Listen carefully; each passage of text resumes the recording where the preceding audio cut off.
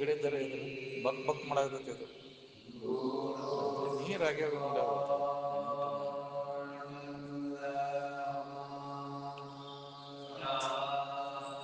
ಆಚೆ ಕಡೆ ಕೈ ಹಾಂ ಇರಲಿ.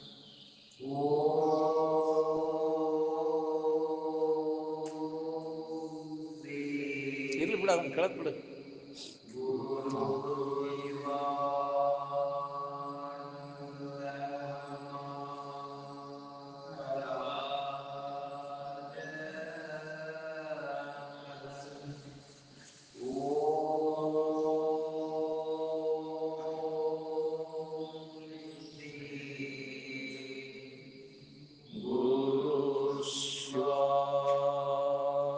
ಶಿವಾನಂದ ಮಹಾರಾಜ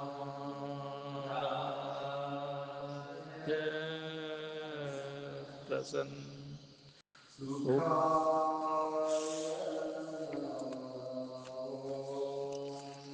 ಸುಖಾಯ ನಮೋ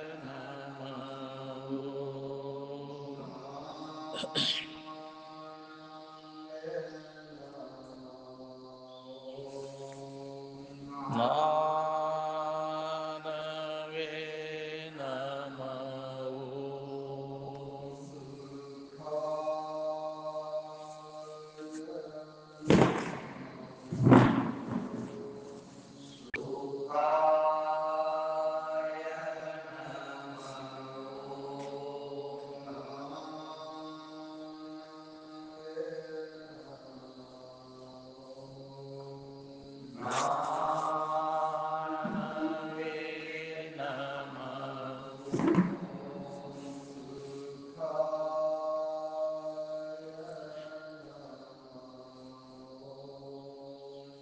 ಸುಖಾಯ ನಮೋ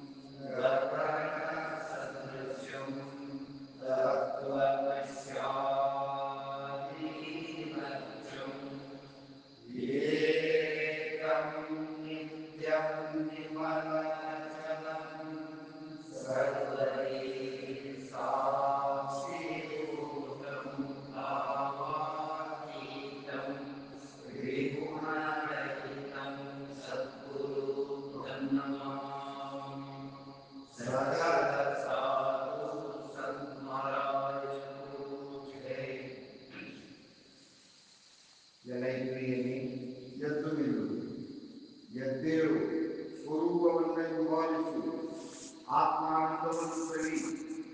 ಆತ್ಮಾನಂದವೆಂಬ ನದಿಯು ಸುತ್ತಲೂ ಪ್ರವಹಿಸುತ್ತಿದೆ, ಆತ್ಮಾನಂದದ ಸುರಿಮಳೆಯಾಗುತ್ತಿದೆ. ಈ ಅಮೃತವನ್ನು ಸಾಕಾಗುವವರೆಗೆ ಪಾನ ಮಾಡು.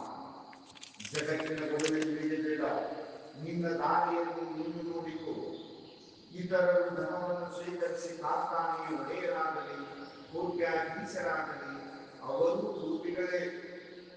ಇತರರು ಬ್ಯಾರಿಸ್ಟರ್ಗಳಾಗಲಿ ಹೈಕೋರ್ಟ್ ಜಡ್ಜ್ಗಳಾಗಲಿ ಮತ್ತು ಮಂತ್ರಿಗಳಾಗಲಿ ಅಥವಾ ರಾಷ್ಟ್ರಪತಿ ವಿಶ್ವಾಧಿಪತಿಗಳಾಗಲಿ ಅಷ್ಟಾದರೂ ಅವರು ಅಜ್ಞಾನಿಗಳೇ. ಅದಕ್ಕೆ ಸ್ವಲ್ಪವೂ ಗಮನ ಕೊಡಬೇಕು.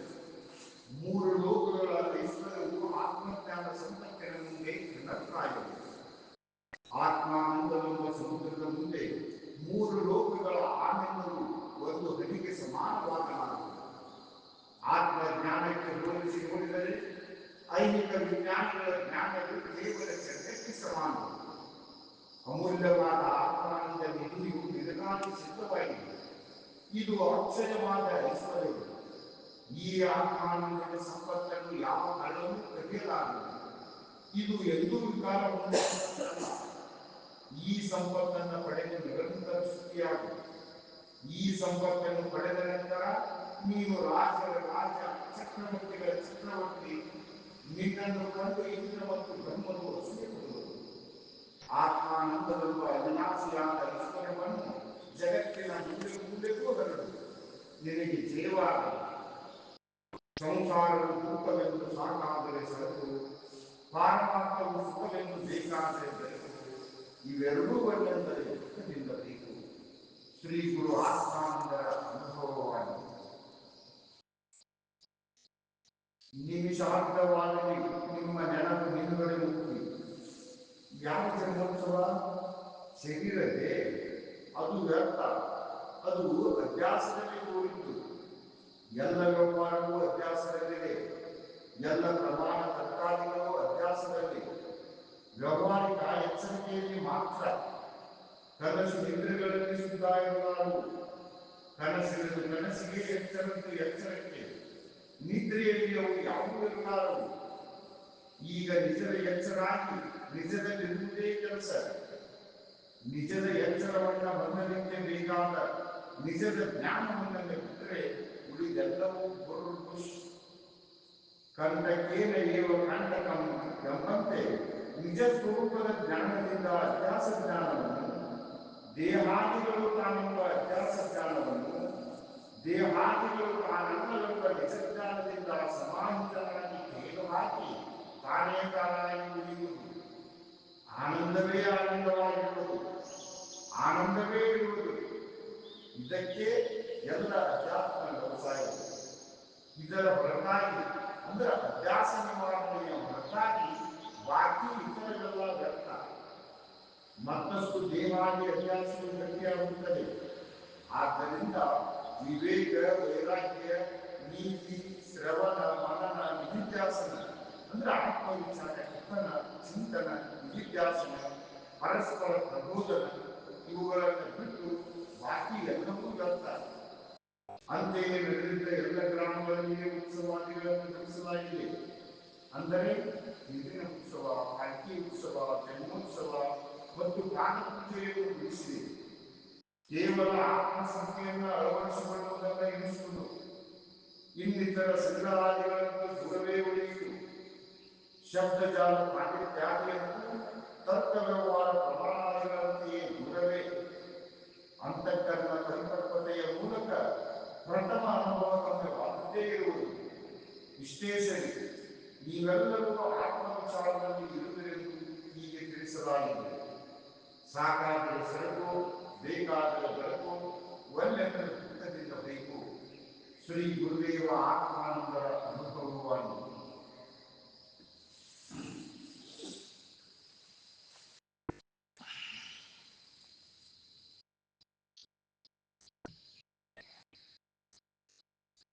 ಯಾರ ಕರ್ಮವು ಜ್ಞಾನಾಗ್ನಿಯಿಂದ ಸುಟ್ಟು ಹಾಕಲ್ಪಟ್ಟಿದೆಯೋ ಅವರಿಗೆ ಮಾತ್ರ ಶಾಂತಿ. ಜ್ಞಾನಾಗ್ನಿ ಸರ್ವಕರ್ಮಾನಿ ಭಸ್ಮಸಾತ್ ಕುರುತೆ ಅರ್ಜುನ ಅಂತ ಅರ್ಜುನನಿಗೆ ಕೃಷ್ಣ ಇದ ಮಾತ ಹೇಳ. ಬೆಂಕಿಯೊಳಗೆ ಎಷ್ಟು ನೀರು ತುಪ್ಪ ಹಾಕಿದ್ರು ಬೆಂಕಿ ಕಡಿಮೆ ಆಗೋದಿಲ್ಲ, ಅದು ಮತ್ತಷ್ಟು ಜಾಸ್ತಿ ಆಕೈತಿ. ಏನ್ ವರ್ಧತೆ ಏವ ಮತ್ತು ಅದು ಹೆಚ್ಚಾಕೊಂತ ಹೋಗುದು. ಹಂಗೆ ಭೋಗ ಮಾಡಿದಂಗೆ ಭೋಗ ಲಾಲಸ ಅದು ಹೆಚ್ಚಾಕೊಂತ ಹೋಗುದು. ಯಾವುದೇ ಇಂದ್ರಿಯದ ಚಟ ಒಮ್ಮೆ ಕಲಿತು ಅಂದ್ರೆ ಅದು ಹಂಗೆ ಬೆಳ್ಕೊಂತ ಹೋಗುದು. ಚಟ ಸಂಬಂಧನ ಜನ್ಮ ಜನ್ಮಾಂತರ ತಿರುಗಾಕತ್ತೀವಿ ನಾವು.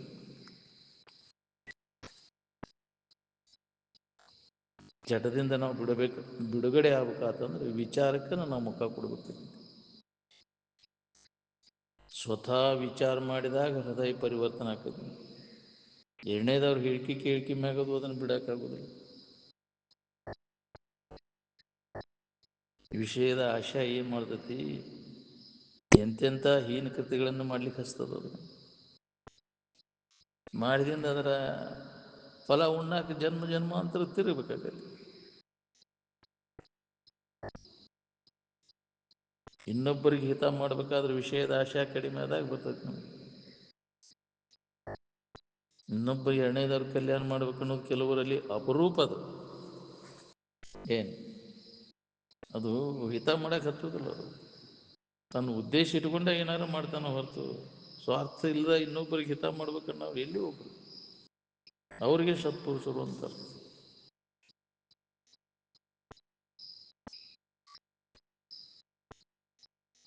ವಿಷಕುಂಭ ಪೂರ್ತಿ ಆದಾಗ ಪಾಪಿಗಳಿಗೆ ಶಾಸನ ಶುರುವಾಕೈತಿ ನೋಡ್ರಿ. 3 ತಿಂಗಳ 3 ದಿವಸ 3 ತಾಸು 3 ನಿಮಿಷ 3 ಸೆಕೆಂಡಿನೊಳಗೆ ಅದು ಘಟಿಸ್ತದೆ. ತುಂಬಿತೆ ಅಂದ್ರೆ ಪಾಪ ಯಾರನ್ನೂ ಬಿಡೋದಿಲ್ಲ. ಕರ್ಮದಿಂದ ನಿನಗೆ ಕಷ್ಟನ ಹೊರತು ಸಮಾಧಾನ ಶಾಂತಿ ಅನ್ನೋದಿಲ್ಲ. ಏನು ಜ್ಞಾನದಿಂದನೇ ಮುಕ್ತಿ. ಅದಕ್ಕೆ ಮರೆ ಬಂಧ ಅರಿ ಮುಕ್ತಿ ಅಂತ. ಅಜ್ಞಾನದೊಳಗೆ ಇವೆಲ್ಲ ಕರ್ಮಗಳು ಮರುವಿಯೊಳಗದವು. ಜ್ಞಾನದ ಕಡೆ ಲಕ್ಷ್ಯ ಕೊಟ್ಟಾಗ ಕರ್ಮಕ್ಕೆ ಮಹತ್ವ ಉಳಿದನೇ ಇಲ್ಲ. ಇಷ್ಟೆಲ್ಲ ಹೇಳುವುದು ಕೇಳುವುದು ಆದರೂ ಸುಧಾ ಈ ವಿಚಾರ ಯಾವ ಗಂಡ್ಮಗನಿಗೆ ಹೊಳೆದದ, ಯಾವ ಹೆಣ್ಮಗಳಿಗೆ ಹೊಳೆದದ? ಇದು ಎಲ್ಲರೂ ಕಾಮನ ಗುಲಾಮಗಿರಿ ಒಳಗೆ ಸಿಕ್ಕ ಒದ್ದಾಡ್ಲಿಕ್ಕತ್ತೇವಿಲ್ಲ. ಕಾಮನ ಕೈಯಾಗ ಸಿಕ್ಕಿಂದ ರಾಮನ ಪದವಿ ಬಾ ಅಂದ್ರೆ ಹೆಂಗೆ ಬರ್ಬೇಕ್ರಿ? ಅದು ಜ್ಞಾನಪೂರ್ವದಲ್ಲಿ ಎಲ್ಲ ಜೀವಿಗಳಿಗೆ ಪ್ರಾರಬ್ಧ ವೈಚಿತ್ರ್ಯದಿಂದ ತಾಪ ಉಂಟಾಕತಿ. ಏನು ಜ್ಞಾನಕ್ಕಿಂತ ಮೊದಲು ಎಲ್ಲರೂ ಅದನ್ನು ದುಃಖ ಹೊಂದುದನ. ಜ್ಞಾನೋತ್ತರದಲ್ಲಿ ಯಾವ ತಾಪನೂ ಆಗುದಿಲ್ಲ. ಹೌದು, ಸಮಾಧಿಯನ್ನು ಹೊಂದಿ ಅದನ್ನು ಖಾತ್ರಿ ಮಾಡಿಕೊಂಡಾಗ ಅವಾಗ ಬಾಧೆ ಆಗುದಿಲ್ಲ. ಅವ ಎಲ್ಲವನ್ನು ಕಣಜನೆ ಅಂತ ತಿಳಿತಾನೆ. ಕಾಮನ ತೃಪ್ತಿ ಪಡಿಸಕ್ಕೆ ಹೋದ್ರೆ ಎಂದೂ ಅದು ತೃಪ್ತಿ ಆಗುವುದೂ ಇಲ್ಲ, ಶಕ್ಯನೇ ಇಲ್ಲ. ಏನು ಜಾಡಿಸಿ ಒದ್ದಾಗನೇ ಸರಿಯುದದು. ಬುದ್ಧಿಯೊಳಗೆ ಕಾಮರೂಪಿ ರಾಕ್ಷಸ ಸೇರ್ಕೊಂಡ್ಬಿಟ್ಟತಿ. ಅದನ್ನು ತೆಗಿಯಲೇ ಕೆಲಸ ಆಗುದಿಲ್ಲ. ಹೊರಗಿನ ರಾಕ್ಷಸಾದಿಗಳು ಏನು ಮಾಡೋದು? ಅವು ಆಶಾ ಪಿಶಾಚಿ ಪಡ್ಕೊಂಡ್ಬಿಟ್ಟತಿ ಎಲ್ಲರಿಗೆ. ಅದನ್ನು ಬಿಡಿಸೋದು ಜಡ ಐತಿ. ಅದನ್ನು ಬಿಡಿಸೋರು ಅಲ್ಲೇ ಗುರುವಿನ ಸಂಪರ್ಕನೇ ಬೇಕದು. ಈ ಆಶಾ ಪಿಶಾಚಿ ಬಿಡಿಸ್ಬೇಕಾದ್ರೆ ಅದು ಬೇರೆ ದಾರಿನೇ ಇಲ್ಲ. ಅಂತಹ ಗುರುಗಳ ಸದ್ಗುರುಗಳ ವಿಚಾರಗಳನ್ನು ದಿನನಿತ್ಯ ನಾವು ಕೇಳೋದ್ರಿಂದ ಅದು ಪಿಶಾಚಿ ಕಡಿಮೆ ಆಕೈತಿ. ಆಶಾ ಪಿಶಾಚಿ ಗುರುನಾಥನವ್ವ ಬಿಡಿಸಿದನು ದೆವ್ವ ಅಂತಾರಲ್ಲ, ಹಂಗೆ ದೆವ್ವ ಬಿಡಿಸ್ಬೇಕಾದ್ರೆ ಆಶಾ ಪಿಶಾಚಿ ಹೋಗ್ಬೇಕಾತಂದ್ರೆ ನಿತ್ಯ ಶ್ರವಣ ಮನನ ನಿಧಿಧ್ಯಾಸನ ಮಾಡಬೇಕು.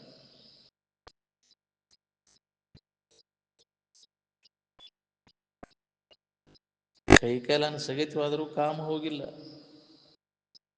ಇನ್ನ ಹಂಗೆ ಚಡಪಡಿಸ್ತೈತಿ.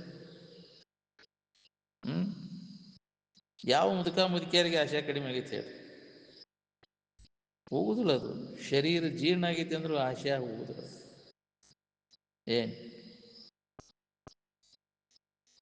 ಸಾಕಷ್ಟು ಗ್ರಂಥ ಪಾಂಡಿತ್ಯ ನೀವು ಪಡ್ಕೊಂಡಿರ್ಬೋದು.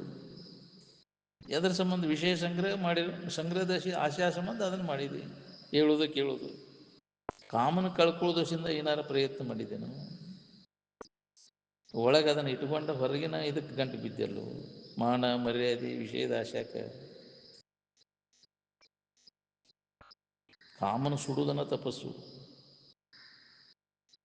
ಕಾಮನ ಸುಡುವುದರಿಂದ ಯಾರು ಅಭ್ಯಾಸ ಮಾಡ್ತೀವಿ ನಾವು?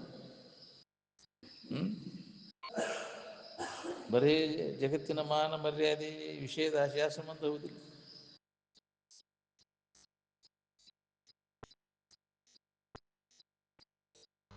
ಅಂಥವ್ರಿಗೆ ಜ್ಞಾನ ಬಂಧುಗಳು ಅಂತಾರೆ. ಇದನ್ನು ಅಭ್ಯಾಸ ಮಾಡಿ ಹೇಳುವುದು ಕೇಳುವುದು ಕಲಿತು ಹೇಳ್ಕೊತ ಹೋಗಿಬಿಡುದು. ಸಾಕಷ್ಟು ಗಳಿಸಲೆಂದೇ ವಿಷಯ ಸುಖವನ್ನು ಸುಲಭ ಮಾರ್ಗದಲ್ಲಿ. ಅದಕ್ಕೆ ವಶಿಷ್ಠರಿಗೆ ರಾಮಗೆ ವಶಿಷ್ಠ ಹೇಳಿದರು, ಜ್ಞಾನ ಬಂಧು ಆಗಬೇಡಪ್ಪ, ನೀನು ಜ್ಞಾನಿ ಆಗುವಂತ. ವಿಷಯಗಳ ಬಗ್ಗೆ ಆಶೆ ಅಥವಾ ಕಾಮ ಯಾರ್ದು ಕಡಿಮೆ ಆಗೈತೆ ಹೇಳಿ?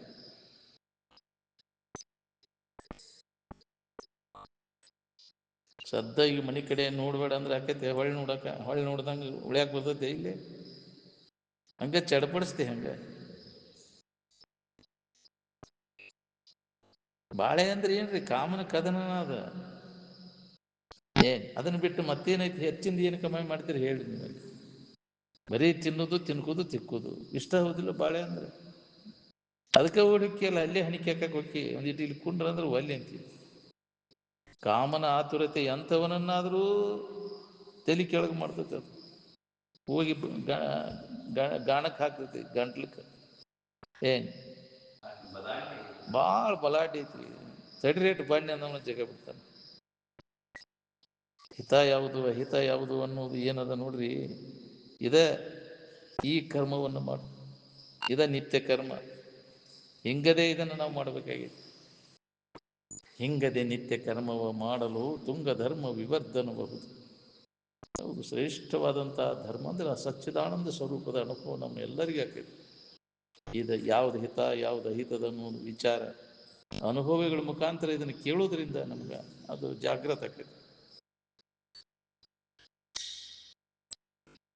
ಎಲ್ಲರೂ ವಿಷಯ ವಸ್ತುಗಳು ಸುಖ ಕೊಡ್ತಾವಂತ ಅವುಗಳ ಪ್ರಾಪ್ತಿಗಾಗಿ ಕರ್ಮಗಳನ್ನು ಮಾಡ್ಲಿಕ್ಕತ್ಯಾರ. ಜಗತ್ತೆಲ್ಲ ಅದ ಇದ್ರಾಗ ಮುನಿಗಿಬಿಟ್ಟೈತಿ. ವಿಷಯಾರ್ಜನೆ, ವಿಷಯ ಸಂಗ್ರಹ, ವಿಷಯ ಸಂಗೋಪನೆ, ವಿಷಯ ಭೋಗ, ಈ ರೀತಿಯ ಕರ್ಮಗಳಲ್ಲಿ ಎಲ್ಲ ಮುಳುಗಿಬಿಟ್ಟಾರೆ, ತೊಡಗಿಬಿಟ್ಟಾರೆ ಎಲ್ಲ ಜನ. ಮಾನವನಷ್ಟು ಹೊಲಿಗೇರಿ ಬಡದಾಟಗಳು ಇತರೆ ಪ್ರಾಣಿಗಳಲ್ಲಿ ಇಲ್ಲವು.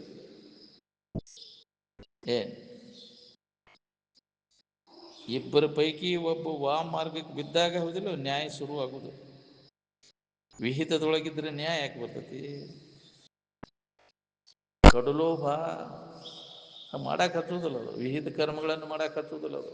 ಬರೀ ಪಾಪ ಕೃತಿಗಳನ್ನು ಮಾಡ್ಲಿಕ್ಕೆ ಹಚ್ಚೋದು ಕಡುಲೋಭ. ಮನಸ್ಸಿನಾಗ ಬಂದ್ರೆ ಚಲೋ ಆತವು ಪಾಪ ಸಂಗ್ರಹ ಆಗ. ಕಡುಲೋಭದಿಂದ ಅನ್ಯ ದುರ್ಗುಣ ಮಿನ್ನುಂಟೆ ಎಂದ.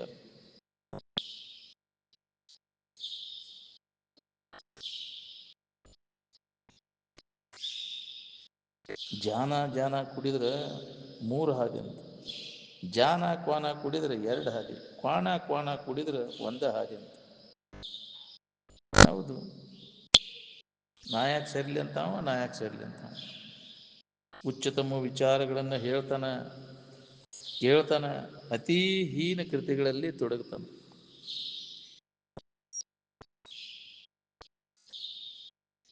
ಶೀತೋಷ್ಣಾದಿಗಳನ್ನು ತಡ್ಕೊಳ್ಳಿಕ್ಕೆ ಬಟ್ಟೆ ಹಾಕ್ತೇವೋ ಏನೋ ಚಂದಕ್ಕೆ ಹಾಕ್ಕೊಳಕತ್ತೇವೋ ನಾವು.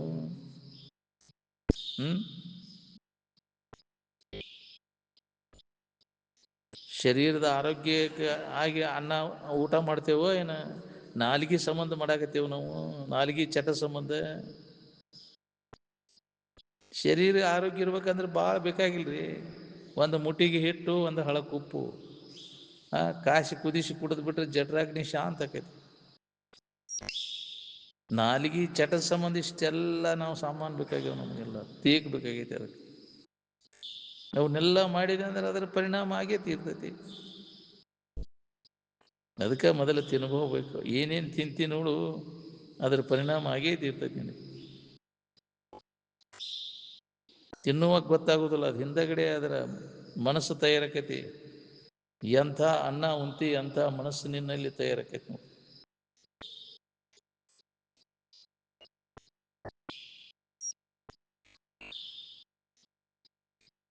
ಹಿತ ಇದು ಅಹಿತ ಅನ್ನುವಂಥ ವಿಚಾರ ಎಷ್ಟು ಜನರಿಗೆ ಹೊಳೆದತಿ ಇದು. ಈಗ ಮನುಷ್ಯನ ಜನ್ಮದಾಗ ಇದನ್ನ ನೀವು ವಿಚಾರ ಮಾಡಲಿಲ್ಲ ಅಂದ್ರೆ ಕಾಗಿ ಗುಬ್ಬಿ ಜನ್ಮದಾಗ ವಿಚಾರ ಮಾಡ್ಲಿಕ್ಕೆ ಬರ್ತೈತೇನ್ರಿ? ಯಾರು ಇದ್ರ ಕಡೆ ಲಕ್ಷ್ಯ ಕೊಟ್ಟು ಇದನ್ನು ಹೊಂದಬೇಕಂತಾರ ಅವ್ರ ಲಾಭ ಮಾಡ್ಕೊತ. ಎಲ್ಲರೂ ಮುಂಜಾನೆ ಸಂಜೆ ಮಟ್ಟ ವಿಷಯ ಪ್ರಾಪ್ತಿಗಾಗಿ ದುಡಿಲಿಕ್ಕತ್ತಿರಿಲ್ಲ. ಇನ್ನೂ ಹೊಳಿವಲ್ದಲ್ಲ ನಿಮಗೆ? ಏನು ಗಳಿಸಿ ಏನು ಮಾಡವ? ದುಡ್ಡು ದುಕಾನೆ ಗಳಿಸಿ ಏನು ಮಾಡವ? ಮಾನ ಮರ್ಯಾದೆ ಗಳಿಸಿ ಏನು ಮಾಡವ? ಮಕ್ಕಳು ಮರಿ ಗಳಿಸಿ ಏನು ಮಾಡವ? ಗಳಿಸಿದವ್ರು ಏನಾಗ್ಯಾರ ನೋಡ್ಕೋ. ಎದರ ದಶೆಯಿಂದ ತೇಕೋದು ನಾವು? ಆರಾಮಿನ ದಶೆಂದೋ ಏನು ಸಂಕಟ ಒಂದು ದಶೆಂದನೋ? ಇಷ್ಟೆಲ್ಲ ದುಡಿದು ಗಳಿಸಿ ಏನು ಲಾಭ ಮಾಡ್ಕೊಂಡೇವು? ನಿನ್ನಲ್ಲಿ ಇದ್ದದ್ದನ್ನು ನೀನ ಹೊಂದಾಕ ಅನ್ಯದ್ರ ಅವಲಂಬನೆ ಮಾಡೋ ಕೆಲಸ ಏನೈತಿ? ಯಾವ ವಿಶ್ವವಿದ್ಯಾಲಯದವ್ರು ಹೊಳೆದತ್ತಿದು? ಎಲ್ಲೋ ಒಬ್ಬ ಪುಣ್ಯಾತ್ಮಗೆ ಹೊಳೆದ್ರೆ ಹೊಳಿಬೇಕಿತ್ತು. ಮನುಷ್ಯ ಗಣದವ್ರು ಎಷ್ಟು ಮಂದಿ ಇದೀವಿ ನಾವು ಇಲ್ಲಿ? ಎಲ್ಲರೂ ಪಶುಗಣ ರಾಕ್ಷಸಿ ಗಣದವ್ರು ಅದೇವಿ. ಎಲ್ಲ ಶಾಸ್ತ್ರ ಪಾರಂಗತ ಆಗ್ಯಾನ, ಆದರೂ ಊಟಕ್ಕೆ ವಿಷಯಕ್ಕೆ ಮರಗ್ತಾನೆ. ಊಟಕ್ಕೆ ವಿಷಯಕ್ಕೆ ಮರುಗುತಿಪ್ಪ ತಂಗಿ ಕೂಟ ಒಪ್ಪುದೇ ಶಿವ ಪದದೋಳು ಅಂತ. ನಾವೆಲ್ಲರೂ ವ್ಯರ್ಥ ಕಾಲ ಕಳಿಲಿಕ್ಕತ್ತೇವೋ ಏನ ಸಾರ್ಥಕ ಮಾಡ್ಕೊಳಕತ್ತೇವು ನಾವು ಸಿಕ್ಕಂತ ನಮ್ಮ ಆಯುಷ್ಯದ ವೇಳೆಯನ್ನು? ಯಾವಾಗಪ್ಪ ನೀವು ವಿಚಾರ ಮಾಡೋದಿದನ್ನ? ಎಂದ ನೀವು ಶಣ್ಯರಾಗೋದು? ನಿದ್ರೆಯೊಳಗೆ ಜಾಗ್ರದ 100 ಪಟ್ಟು ಆರಾಮಿರ್ತದೆ. ನಿದ್ದೆಯಿಂದ ಎಚ್ಚತ್ತ ಪುನಃ ನಿದ್ದೆ ಹತ್ತುವರೆಗೂ ನಿದ್ದೆಯೊಳಗೆ ಏನಿರ್ತೈತಿ ಅದನ್ನ ನೆನಪು ಮಾಡ್ಕೊತ ಇರಾಕ್ ಬರ್ತೈತೇನೆ? ಯಾರಾದ್ರಿ ಅದನ್ನು ನಿದ್ದೆಯೊಳಗಿನ ಸ್ಥಿತಿ ಎಚ್ಚರಿಕೆ ಒಳಗಿದ್ದಾಗ ನೆನಪು ಮಾಡ್ಕೊತ ಇರೋರು ಎಷ್ಟು ಮಂದಿ ಇದ್ರೆ ಹೇಳ್ರಿ? ಅಲ್ಲಿ ಏನೂ ಇದ್ದಿದ್ದಿಲ್ಲ. ಅಲ್ಲಿ ನೋಡುವುದಿಲ್ಲ, ಕೇಳುವುದಿಲ್ಲ, ಮೂಸಿ ನೋಡುವುದಿಲ್ಲ, ಮುಟ್ಟುವುದಿಲ್ಲ, ಯಾವುದೂ ಇಲ್ಲ, ಅನ್ಯತೆ ಕಾಣಲಿಲ್ಲ. ಅವಾಗ ಎಷ್ಟು ಆರಾಮಿದ್ದೀವು. ಅದೇ ನೆನಪು ಎಚ್ಚರಿಕೆ ಒಳಗೆ ಮಾಡ್ಕೊಂತ ಇರ್ಬೇಕು ನೋಡ್ರಿ. ಇದೇ ಧ್ಯಾನ.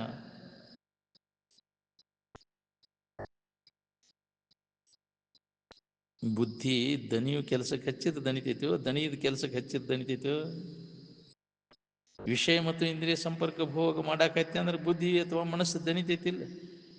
ಎಚ್ಚರಾದ ಕೂಡಲೇ ವ್ಯಾಪಾರ ಚಾಲುವಾತ. ಅದರಿಂದ ಏನಾಯ್ತು ಪರಿಣಾಮ ಅಂದ್ರೆ ದನಿವು, ಚಿಂತಿ, ವ್ಯಸನ. ಏನು ಲಾಭ ಮಾಡ್ಕೊಂಡು ಹೇಳಿ ಅದನ್ನು ಮಾಡಿ? ಅದಕ್ಕೆ ನೋಡಿಕೊಂಡು ಮಾಡೋ ವ್ಯಾಪಾರ ಅಂದ. ಇಂದ್ರಿಯ ಮತ್ತು ವಿಷಯಗಳ ಸಂಪರ್ಕ ಭೋಗದಾಗ ಏನು ಲಾಭ ಐತಿ, ಏನು ಹಾನಿ ಐತಿ ನೋಡ್ಕೊಂಡು ಅದನ್ನು ಮಾಡುವಂತ. ಹಂಗ ಒಬ್ಬರು ಮಾಡ್ತಾರಂತ ನೀನು ಮಾಡಿ ಹೋಗಿ ಕುಡ್ರ ಬೆನ್ನು ಹತ್ತಿ ನೀನು ಕುಡ್ಡಾದೆಲ್ಲ. ಅನುಭವಿಗಳ ಎಷ್ಟು ಎಚ್ಚರಿಕೆ ಕೊಟ್ಟರು, ಎಚ್ಚರಗೊಳಿಸಿದ್ರು ಅದ್ರ ಕಡೆ ಲಕ್ ಕೊಡಾಗ್ತಾ ಇರಲಿಲ್ಲ. ಬುದ್ಧಿ ಆರಾಮಿನ ನೆನವಿನಾಗಿದ್ರೆ ದನಿತೈತೋ, ಏನು ವಿಷಯಗಳನ್ನ ಬಾಳೆ ನೆನವಿನಾಗಿದ್ರೆ ದನಿತೈತೋ? ಆರಾಮ್ ಬಿಟ್ಟು ಬಾಳೆದ ಕಡೆ ಲಕ್ ಕೊಟ್ಟೆ ಅಂದ್ರೆ ಆರಾಮ್ ಕೆಡಿಸ್ಕೋತಿ. ನನಗೆ ಬಾಳೆನೂ ಇರಬೇಕು, ಆರಾಮ್ ಇರ್ಬೇಕಂದ್ರೆ ಸಾಧ್ಯ. ಬಾಳೆ ಬೇಕು ಅಂದ್ರೆ ಆರಾಮ್ ಕಳ್ಕೊತೀನಿ ನೋಡು, ಆರಾಮ್ ಬೇಕಂದ್ರೆ ಬಾಳೆ ಕಳ್ಕೊತೀನಿ. ನಿಮ್ಮ ಎಲ್ಲ ವಿಶ್ವವಿದ್ಯಾಲಯದವರು ವಿಚಾರ ಮಾಡ್ಕೊಂಡು ಬಂದು ಹೇಳ್ರಿ ನೀವು ಇದನ್ನ. ನಾ ಏನು ಬಿಟ್ಟಪ್ಪಲ್ಲ. ಮತ್ತೆ ಇಲ್ಲಿ ತನಕ ಏನಾರ ಲಾಭ ಅದನ್ನ ಕೆಲಸ ಮಾಡ್ಕೊಂಡಿರೋ, ಏನು ಸುಮ್ಮನೆ ವೇಳೆ ಕಳಿಲಿಕ್ಕತ್ತಿರೋ ನೋಡ್ಕೊರಿ. ಸುಮ್ಮನೆ ಕಾಲವನ್ನು ಕಳೆದು ಸಾವುದು ಉಚಿತವೇ, ನಂಬಿ ನಿಜವನ್ನು ಮುಕ್ತಿ ಪಡೆಯದೆ ಮನುಜ ನೀನು. ಜನ್ಮದ ಸಾರ್ಥಕತೆ ಮಾಡ್ಕೋಬೇಕಾಗಿತ್ತಂದ್ರೆ ಇದು ವೇಳೆ ಸದುಪಯೋಗ ಮಾಡ್ಕೋರಿ. ಈ ಹೊರಗೆ ಜಗತ್ನಾಗ ಏನಾರ ಆಗ್ಯವನ್ನವರೆಲ್ಲ ಸಾಲ ಸರಡೋಗ್ಯ ಖಾತೆದವ್ರ ಅವರೆಲ್ಲ. ಆಗುದೆಲ್ಲ ಅದು ಹೋಗುದಾಗಿ ಏನು ಮಾಡವ್ರು? ಆರೂಢರು ಈ ವಿಶ್ವವಿದ್ಯಾಲಯಕ್ಕೆ ಬಾಯಿ ತಕೊಂಡು ಕೂತಿದ್ರು ನಾವು. ಈ ಕನಸಿನಾಗ ತೋರುವಂಥ ಜಗತ್ತಿದೆಲ್ಲ. ವಿಶ್ವಂ ತ್ಯಕ್ತ್ವಾ ಸ್ವಪ್ನ ವಿಚಾರಂ ಅಂದ. ಆರಾಮಿನ ವಿಚಾರದೊಳಗೆ ಬುದ್ಧಿ ಎಷ್ಟೋ ತೀರಿಸ್ತೀರಿ ಹೇಳ್ರಿ ನೀವು? ಒಂದು ಅರ್ಧ ನಿಮಿಷ ಆರಾಮಿನ ನೆನಪಿನಾಗ ಇರಕ್ಕಾಗೈತೇನು? ವಿಷಯದಿಂದ ಸುಖ ಸಿಗುವುದಿಲ್ಲ ಅಂತ ಎಷ್ಟು ಜನರಿಗೆ ತಿಳಿದೈತ್ರಿ ಇದು. ಆವಾಗ ಹೌದಿಲ್ಲ ಅದರ ಬಗ್ಗೆ ಉದಾಸೀನ ಭಾವ ಹೊರದು, ಅದರ ಮ್ಯಾಗಿನ ಆಸಕ್ತಿ ಕಡಿಮೆ ಆಗುವುದು. ಸಿಗತೈತಿ ಅನ್ನೋ ಬುದ್ಧಿ ಐತಿ ಅಂತ ಆಸಕ್ತಿ ಉಂಟಾಗೈತಿ ಬಾಳೆದಾಗ, ಅದಕ್ಕೆ ಓಡಿ ಹೊಕ್ಕಿಯಲ್ಲಿ. ಮುದುಕಾದ್ರೂ ಇನ್ನ ಅದರಾಗಿನ ಆಸಕ್ತಿ ಹೋಗಲ್ದಲ್ವೋ. ಬಾಳೆದ ಹಣೆ ಬರ ಇಷ್ಟದ ಬಿಡಂತ ಹೇಳಿ ಉದಾಸೀನ ಆಗವ್ರು ಎಷ್ಟು ಮಂದಿ ಎದುರಿದ್ರಾಗ ನೀವು? ಸುಖದಿಂದ ಇರುವುದು ನಾವು ಮಾತಾಡಿದಷ್ಟ ಹಗರಿಲ್ಲದು. ಮತ್ತು ಹಗರಿಲ್ಲ ಅಂತೇಳಿ ಮತ್ತು ಅದರಾಗ ಬೀಳ್ತಿಯಲ್ಲೋ. ಹಿತ ಯಾವುದು ಅಹಿತ ಯಾವುದು ಅನ್ನೋದು ಎಷ್ಟು ಜನ್ಮಕ್ಕೆ ಹೊಳಿತೈತಿವೋ ನಾ ಏನು ಹೇಳಾರೆ. ಇನ್ನೊಬ್ಬನ ಕೊಂದ ವಿಷಯ ಸಂಗ್ರಹ ಮಾಡೋದ್ರಿಂದ ಯಾವಾಗ ಹೊಳಿಬೇಕಿದೆ? ಮನುಷ್ಯರ ಆದ್ಮ್ಯಾಗ ಹಿಂಸಾದ್ದು ಕಾಯ ವಾಚ ಮನಸ ಬರಬಾರ್ದು. ಅದಕ್ಕೆ ಮನುಷ್ಯತ್ವ ಅಂತಾರ. ಏನು ಮನುಷ್ಯತ್ವದ ಲಕ್ಷಣ ಅಂದ್ರೆ ಇದೆ. ಮನಸ್ಸಿನಾಗ ಸಹಿತ ಇನ್ನೊಬ್ಬರಿಗೆ ಕೆಡಕ್ಕೆ ಬಯಸಬಹುದು. ಈ ಕೆಡುವ ಕಾಯದ ಸಫಲತೆ ಯಾವುದು ಅಂದರೆ ಪರಹಿತ. ಮಾಡ್ತೀಯಪ್ಪ, ಈ ಪರಹಿತ ಯಾವಾಗ ನಿನಗೆ ಮಾಡಕ್ಕೆ ಬರ್ತೈತಿ, ಯಾವಾಗ ನಿನಗೆ ಮನುಷ್ಯತ್ವ ಬಂದಂಗೆ. ಏನು ಬರೀ ಸ್ವಾರ್ಥದೊಳಗೆ ಐತಿ ನಮ್ದೆಲ್ಲ ಜೀವನ, ಇದ್ರಾಗ ಹೋತಲ್ಲ. ಮಹಾತ್ಮರ ಜೀವನ ನೋಡ್ಕೊಂತ ಬರ್ರಿ ನೀವು. ಜನ್ಮ ಜನ್ಮಾಂತರ ಅವರೆಲ್ಲ ಈ ಪರೋಪಕಾರಕ್ಕಾಗಿ ಮೀಸಲಾಗಿದ್ದಾರೆ. ಅವಾಗ ಅವ್ರಿಗೆ ಆ ಜ್ಞಾನೋದಯ ಆದದ್ದು.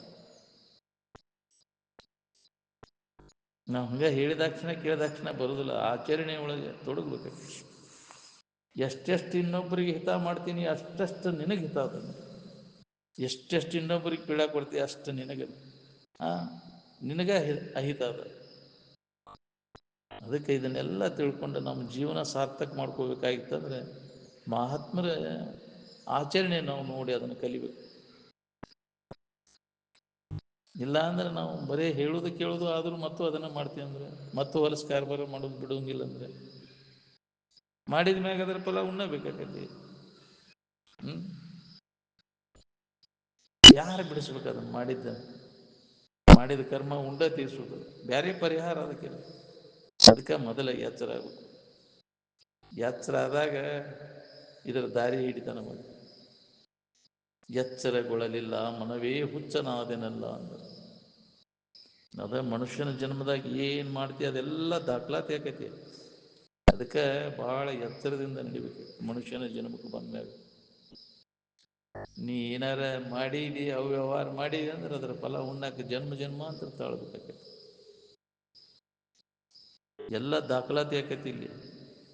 ನೀ ಏನೇನು ಮಾಡಿ ಏನೆಲ್ಲ ಯಾರು ಕೇಳೋರಿಲ್ಲ ಅಂತೀವಿ.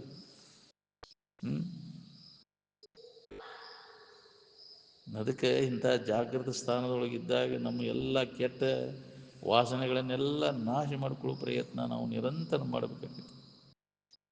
ಬೇಕಾದಂಥ ಪಾಪಿ ಅದನ್ನಾದ್ರೂ ಕಳ್ಕೊಳಿಕ್ಕೆ ಬರ್ತೈತಿ, ಅವಕಾಶ ಐತಿ ಇಲ್ಲಿ ಮನುಷ್ಯನ ಜನ್ಮದಾಗ. ಅದನ್ನು ಮಾಡ್ಕೊಳ್ಳಿಲ್ಲ ಅಂದ್ರೆ ನಿನಗೆ ಹಾನಿ ಐತಿ. ಯಾವ ತನ್ನ ದೋಷಗಳನ್ನೆಲ್ಲ ಕಳ್ಕೊಂಡು ನಿಜವಾದ ಇರುವಿನ ಕಡೆ ಲಕ್ಷ್ಯ ಕೊಟ್ಟು ಅದರ ಅಭ್ಯಾಸದಾಗ ತೊಡಗ್ತಾನ, ಅವನ ಜನ್ಮ ಪಾವನ ಆಕೈತಿ. ಯಾವ ಬ್ರಹ್ಮಚಿಂತನವನ್ನು ಮಾಡ್ತಿರ್ತಾನೆ ಅವ ಬ್ರಹ್ಮನ ಇರ್ತಾನೆ. ಅವನಿಗೆ ಪುನಃ ಜನ್ಮ ಅನ್ನುವಂಥದ್ದಿಲ್ಲ. ಅವನು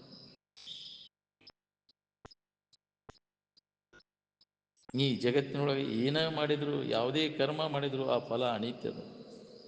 ಅದನ್ನು ಮಾಡೋ ಮುಂದೆ ದನು ಆಕೈತಿ, ಮತ್ತಟ್ಟು ವಾಸನ ಹೆಚ್ಚಾಕೈತೆ. ವಾಸನಾದಿಗಳು ತಯಾರಾದ ಅಂದ್ರೆ ಮನಸ್ಸು ಏಕಾಗ್ರ ಆಗೋಂಗಿಲ್ಲ, ಆನಂದದ ಅನುಭವ ಮಾಡ್ಕೊಳಕ್ಕಾಗೋದಿಲ್ಲ. ವಿಷಯ ವಾಸನ ನಾಶ ಆಗದ ಹೊರತು ಮನಸ್ಸು ಚಂಚಲ ಆಗೋದು ಬಿಡೋದಿಲ್ಲ. ಅದಕ್ಕೆ ಮನಸ್ಸಿನ ಚಂಚಲತ್ವ ಹೋಗ್ಬೇಕಾತಂದ್ರೆ ವಾಸನೆಗಳ ಸಂಪೂರ್ಣವಾಗಿ ನಾಶ ಆದಾಗ ಮನಸ್ಸಿನ ಏಕಾಗ್ರತೆ ಆಕೈತಿ. ಅವಾಗಿದ್ರೆ ಅಭ್ಯಾಸ ಶುರುವಾಕೈತಿ. ಯಾಕೆ ನಮಗಿದನ್ನು ಅಭ್ಯಾಸ ಕೊಡೋಲ್ಲ ಅಂದ್ರೆ ಒಳಗೆ ವಾಸನಾದಿಗಳದಾವ, ಅದರ ಬೆನ್ನು ಹತ್ತಿ ಜನ್ಮ ಜನ್ಮಾಂತರ ತಿರ್ಗಾಕೈತಿ ನಾವು.